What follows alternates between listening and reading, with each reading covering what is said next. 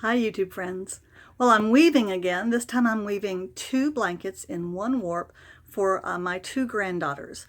One granddaughter is 4 months old and the other one is going to be born soon this summer. So let me show you how this problematic weave is going so far. As usual, I've made mistakes. We'll see if we can overcome them. So here is my warping up, which I am just about done with. I'm doing this in panels. The center panel here is Yarn Bee Soft Secret. Okay, and it's just straight pink. And as I've told you before, this Yarn Bee yarn is softer, but it's also stretchier, and it has more give to it. So it tends to pull and be longer in the warp, and doesn't stay as tight. It doesn't retain tension as well. So that's what's in the center panel. And then next to it I have some peach. I'm not really sure. I think this is a Simply Soft, which is a Karen yarn, but I don't know what color it is. But it's a beautiful peach. I just love that. And I love peach and pink together. And then I have a lighter peach panel here on the edge and on the far edge as well. See how it's symmetrical. This time I achieved symmetry. Isn't that miraculous? And the pink on the outside edges is Simply Soft. And I don't even have my glasses on. You see here. Oh, it's soft pink. Yeah.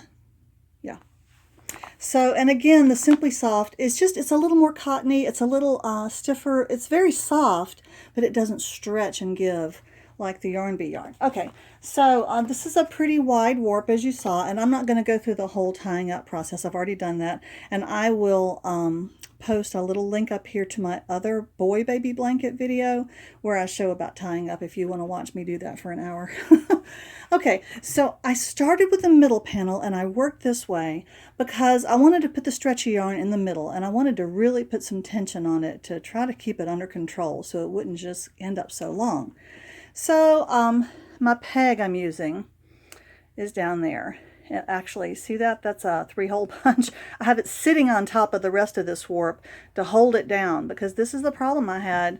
I put all of this on that peg down there and I turned my back, and I kid you not, all of that yarn that was wrapped around that peg, when I say all, I mean all of this warp, it popped off the peg. Okay, and I spent a good 45 minutes sorting that out. So I thought instead of trying to get it back on the peg and then add more, that I would just go ahead and cut this off. So I did, and I've got it down in a basket underneath, and I'll show you in a second how I did that. And I don't think it'll be a problem because you cut it anyway. So then I started on the second half of the warp and moved from the outside in, because I'm standing on this side and I don't want to have to be reaching over too much. Okay, so let me show you what I did in that basket. I think it's helpful to view a long warp like you do long hair, and so I tied a nice big ponytail, and then a little further down I tied another nice ponytail, because I tell you, this stuff will get all tangled up, as I found out the hard way.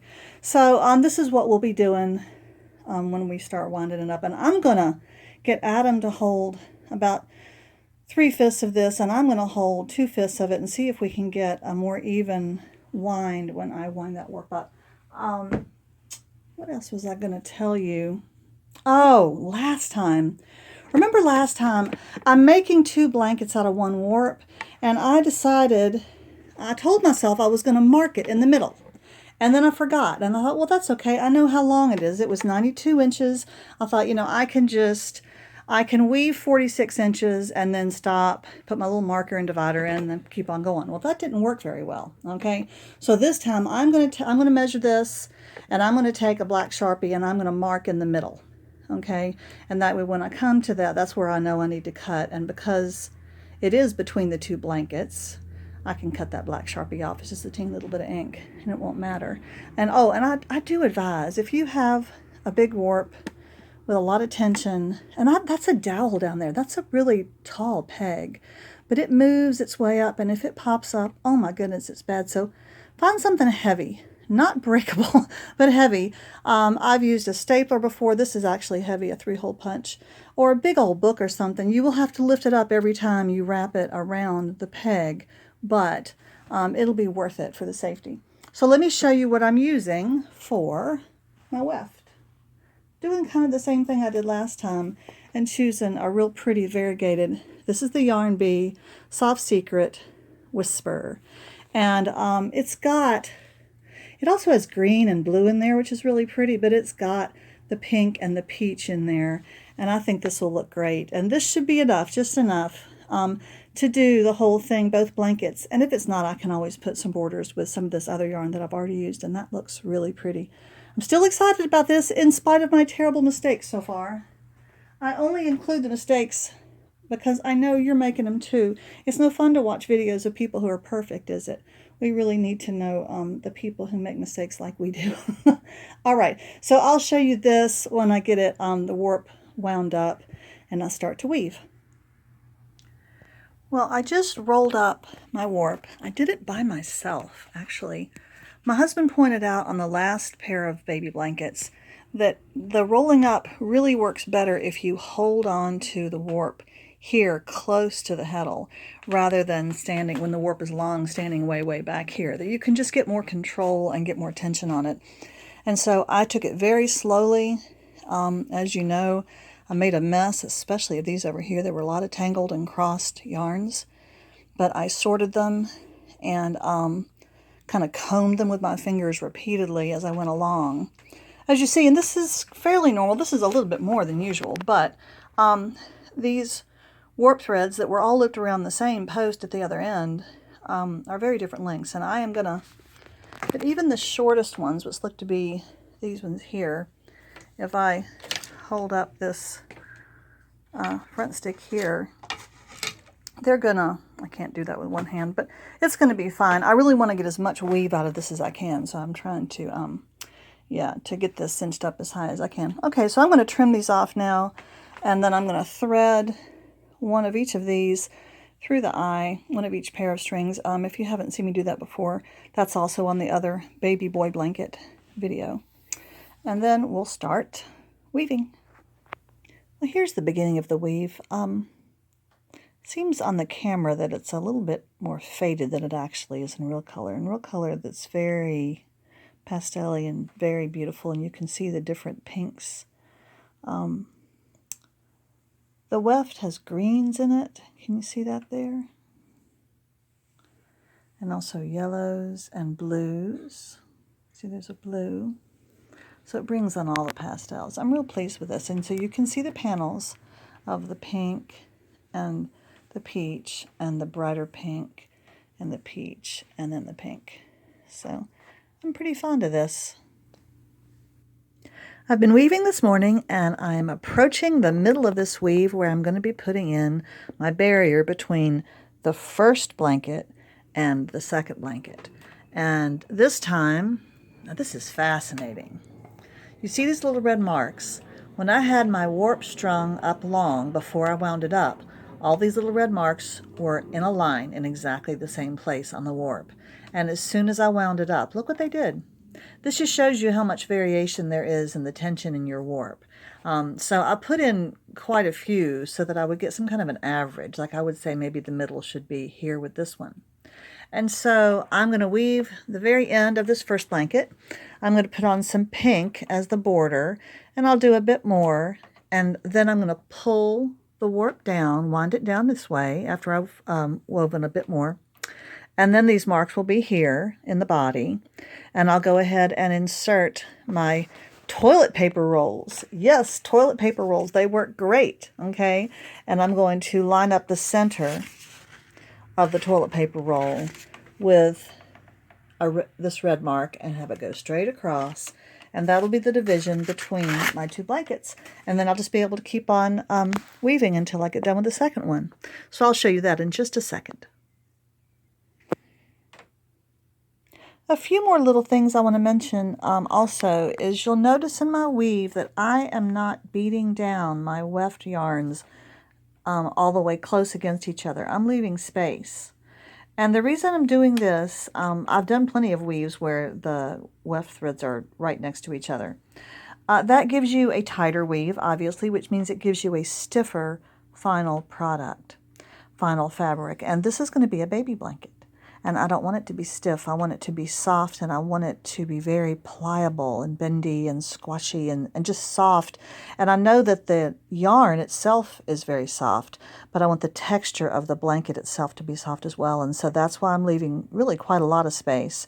You'll notice that some of my spaces are wider than others. Now this will adjust, of course, with use also. And you can see how some of it is wavy, where I've pulled the tension down and then I've started weaving again and it's tighter. All of that will adjust later. And the other thing I want to show you is about changing from one color to the other. I'm changing from a pink here, which I've been doing for a little while. I'm going to have a small band of variegated yarn before I end this blanket. And so you don't want to have it end at the edge of your warp. You want to transition from one yarn to the next in the middle of your weave. And so then when you pull it down, I'm going to try to do this one-handed, but when you pull it down, they overlap, and it really becomes a very, I mean, it's not that you can't find it, but when you're looking in the weave, you're really not going to see that, okay? And you don't have to knot it. If you knotted it, you would end up with something that would stick out a bit. But you don't really have to, because the knotting kind of occurs as these ends are woven in. They're trapped in the weave, and so you don't have to knot it. I always make sure they overlap. Here you can see they overlap that much, okay? All right, so I'm about to get done. You see I've gotten these colors, markers down below my rigid heddle, and I'm going to pull them down a little bit more before I put my my toilet paper rolls in.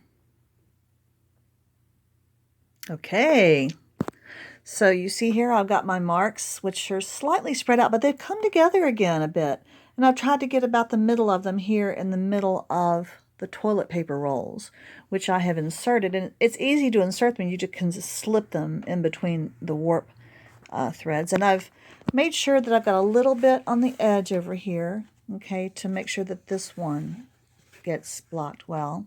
And I've overlapped them as I went along so that there's no yarns that are left out, and then I've got some extra here. I've turned them so that the rolling position of the toilet paper roll will go easily into the roll of the warp when I crank it down here. So they're really perfect for this. And they give me about 5.5 inches, I think, of distance between the end of this weave and the beginning of this weave, which is just enough, as I've said before, for some short little ties on the end of each blanket. And you don't really want long strings for baby blankets anyway. All right, so I'm going to crank this down and start in on the second weave. Now I have these cranked down till just above this bottom bar, okay? And I have got one shuttle turn here, okay, so that there's going to be a catch there, a knot there, okay? And so I press the heddle down. I beat it down one time, but very lightly, because the weaving itself will hold it down. And then later, of course, after I unwind it, I'll take these rolls out. Oh, what a mess that was to get off of my loom. Let's straighten it up. I do like the look of these. It's a beautiful, soft color. The peach comes through, the yellow, even little touches of blue. The bands are nice. I really like that. Let's take out these little dividers, and then I'm going to snip through the middle, and then I'm going to smooth both of the blankets out and knot the ends. There we go. I can throw those away now. There's my middle between the two blankets. Now I need to pull out all of the knots on this end. This was the first end of the warp, and undo all those knots, and then I have to re-knot everything along the edge of the weave here, here, here, and down there. And that's a lot of tedious work, and when I have to do something like that, the only way I can get through it is by bringing out my laptop and watching something on YouTube. This time it's an old Poirot episode. So there you go. A little Agatha Christie helps everything. As I'm finishing up this first blanket, I just want to note that I am starting with my short fringe. This is the fringe that was on the toilet paper rolls. It's like 2 inches, not very long, and I'm also doing a little short knot. You can't do the flip knot on these because it's just not long enough. And you know that when you spread out a weave like this and you kind of press it, that and get all the little ridges and bumps out, especially along the edge where it can be really, really, really bumpy, that you're going to, as you press it down, it's going to eventually come down to these strings on the end and take some of them into the weave. If you're like me and you put too much tension into things. I did this when I knitted years ago. I couldn't knit because my knitting was so tight on my needles. I couldn't even get one needle into the stitch until I finally learned how to knit more loosely. But I still weave kind of tight. And so because this end down here, which was the end that was knotted onto the back stick, because it's so long, that's the one you want to do second. And you really do want to take your time to press it out nice and flat so that after you knot it on both ends, it's pretty much done and you don't have any more leeway, any more give. So make sure it's nice and flat. Okay, well, I've got one end knotted and I'm going to work on the other.